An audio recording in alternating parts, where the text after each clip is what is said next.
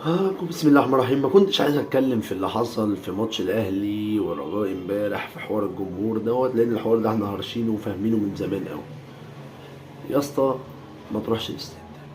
انا بقول لك ما تروحش الاستاد. انا مش برضو مش هتكلم في كلام اكبر مني واقول لك حصل وبتاع، مش هتكلم في الحته دي والناس عملت ايه والكلام ده مش هتكلم فيه، مش بتاعي.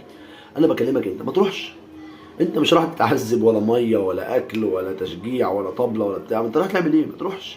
من ساعه ما الفان اي دي نزلت، من ساعه ما الفان اي دي نزلت والتشجيع خلاص مبقاش ليه لازمه، ما تروحش الماتش. انت مش راح تتعذب. ما تروحش يا جماعه، انا اهلاوي اهو، ما تروحش تتفرج. انا كده اروح كشك بتاع الحته اللي هي جنب اي استاد، اخد التذكره واروح كده، ده ماشي، ده كان الشغل العالي. انما انت ما تروحش الاستاد. اسمع مني انت كاهلاوي، ما تروحش يا بيه الاستاد. ما تروحش الاستاد، اسمع مني، حافظ على نفسك وريح دماغك، انت مش راح تتعذب. ما تروحش الاستاد، خدها مني انا. ما تروحش، اتفرج في البيت. اتفرج في البيت واعمل لهم خسائر يا عم، ما تروحش الاستاد.